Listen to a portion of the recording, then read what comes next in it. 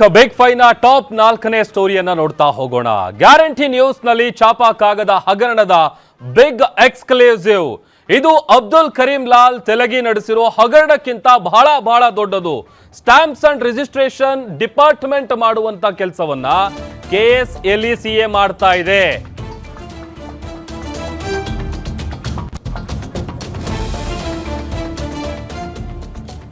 ಇದು ಅಬ್ದುಲ್ ಕರೀಂ ಲಾಲ್ ತೆಲಗಿ ನಡೆಸಿರೋ ಹಗರಣಕ್ಕಿಂತ ದೊಡ್ಡದು. Stamps and registration department ಮಾಡುವಂತ ಕೆಲಸವನ್ನ KSLECA ಮಾಡ್ತಾ ಇದೆ. KSLECA ಅಂದ್ರೆ Karnataka state licence electrical contractors association.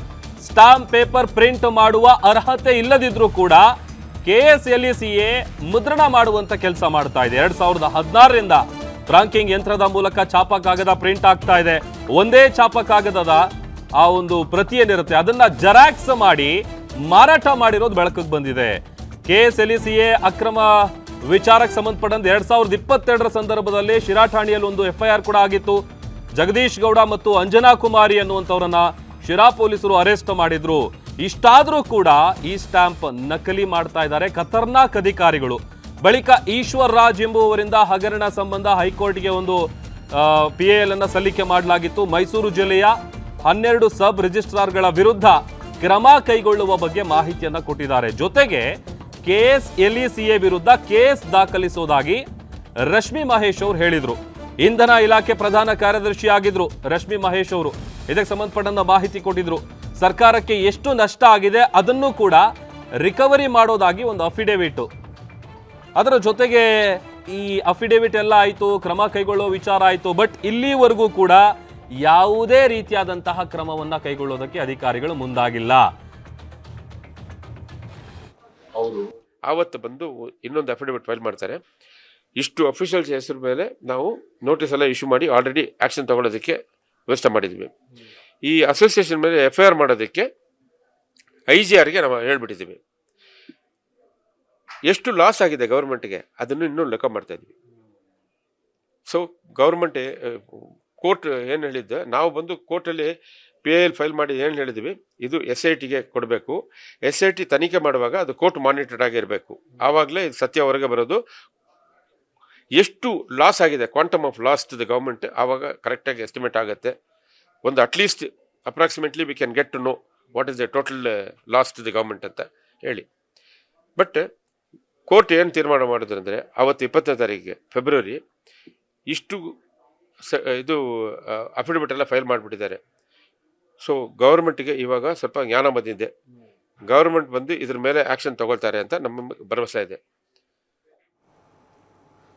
ಮತ್ತಷ್ಟು ಡೀಟೇಲ್ಸ್ ಕೊಡ್ತಾರೆ ನಮ್ಮ crime bureau head SK Manjunath live join ಆಗ್ತಾ ಇದ್ದಾರೆ. ಮಂಜುನಾಥ್, ಈ ಸ್ಟಾಂಪ್ಸ್ ಅಂಡ್ ರಿಜಿಸ್ಟ್ರೇಷನ್ ಮಾಡುವಂತ ಕೆಲಸವನ್ನ ಈ KSLECA ಹೇಗೆ ಮಾಡ್ತಾ ಇದ್ರು, ಅದರ ಜೊತೆಗೆ ಈ ಒಂದು ಅಕ್ರಮದಲ್ಲಿ ಯಾವೆಲ್ಲ ಅಧಿಕಾರಿಗಳು ಶಾಮೀಲಾಗಿದ್ದಾರೆ, ಡೀಟೇಲ್ಸ್ ಕೊಡ್ತಾ ಹೋಗೋದಾದ್ರೆ.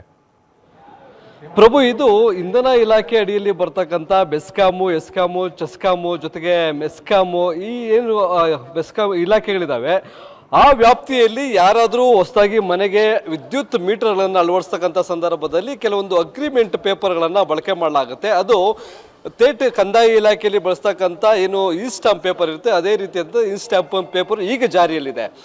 ಈಗ ಜಾರಿಯಲ್ಲಿರ್ತಕ್ಕಂಥ ಪೇಪರನ್ನು ಸಹ ಅದರ ಮೇಲೆ ಇರ್ತಕ್ಕಂಥ ಒಂದು ಸೀರಿಯಲ್ ನಂಬರ್ ಏನು ಇರುತ್ತೆ ಅದನ್ನು ನಕಲಿ ಮಾಡಿ ಒಂದು ಪೇಪರನ್ನು ಅಸಲಿ ತೆಗೆದುಕೊಂಡ್ರೆ 100 ಪೇಪರನ್ನು ಜೆರಾಕ್ಸ್ ತೆಗೆದುಕೊಂಡು ಅದನ್ನು ನಕಲಿ ಅಗ್ರಿಮೆಂಟ್ಗಳನ್ನು ಮಾಡ್ಕೊಳ್ತಾ ಇರ್ತಕ್ಕಂಥದ್ದು ಬೆಳಕಿಗೆ ಬಂದಿದೆ. ಈ ಸಂಬಂಧಪಟ್ಟಂತೆ ಮೊದಲಿಗೆ 2022ರಲ್ಲಿ ಶಿರಾ ಪೊಲೀಸ್ ಠಾಣೆಯಲ್ಲಿ ಒಂದು FIR ದಾಖಲಾಗುತ್ತೆ. ಅಲ್ಲಿ 2 ಅಧಿಕಾರಿಗಳನ್ನು ಬಂಧನ ಮಾಡಲಾಗುತ್ತೆ. ನಂತರ ರಾಜ್ಯ ವ್ಯಾಪ್ತಿ ಇದೇ ರೀತಿಯಾಗಿ ನಕಲಿ ಈ ಸ್ಟಾಂಪ್ ಪೇಪರ್ಗಳನ್ನು ಈ ಕಂದಾಯ ಇಲಾಖೆ ಅಂದರೆ ಇಂಧನ ಇಲಾಖೆ ಅಡಿಯಲ್ಲಿ ಬರ್ತಕ್ಕಂಥ ಬೆಸ್ಕಾಮ್ ಇರ್ಬೋದು, ಚೆಸ್ಕಾಮು, ಮೆಸ್ಕಾಮ್ ಅಂತ ಏನು ಕರಿತೀವಿ, ಆ ಇಲಾಖೆಗಳಲ್ಲಿ ಇರ್ತಕ್ಕಂಥ ಗುತ್ತಿಗೆದಾರರು ನಕಲಿ ಛಾಪಕಾಗದನ್ನು ಬಳಸ್ತಾ ಇದ್ದಾರೆ ಅಂತಕ್ಕಂಥ ಆರೋಪ ಕೇಳಿ ಬಂದಿತ್ತು. ಅದಕ್ಕೆ ಸಂಬಂಧಪಟ್ಟಂತೆ ಇಲಾಖೆಯು ಸಹ ಈ ಒಂದು ಸ್ಟಾಂಪ್ ಪೇಪರ್ ಎಲ್ಲಿ ಪ್ರಿಂಟ್ ಆಗುತ್ತೆ ಅದು ಅಸಲಿಯೋ ನಕಲಿ ಅನ್ನೋದ್ರ ಬಗ್ಗೆ ದೃಢೀಕರಿಸಿ ಶಿರಾಗೆ ಬಂದಿದ್ದಂಥ 1500 ಈ ಸ್ಟಾಂಪ್ಗಳ ಪೈಕಿ ಬರೀ 900 ಅಸಲಿ ನಕಲಿ ಇದ್ದಾವೆ, ಇನ್ನು ಉಳಿದಂಥ ಮಾತ್ರ ಅಸಲಿ ಇದೆ ಅಂತಕ್ಕಂಥ ಒಂದು ವರದಿಯನ್ನು ಸಹ ಕೊಡ್ತಾರೆ.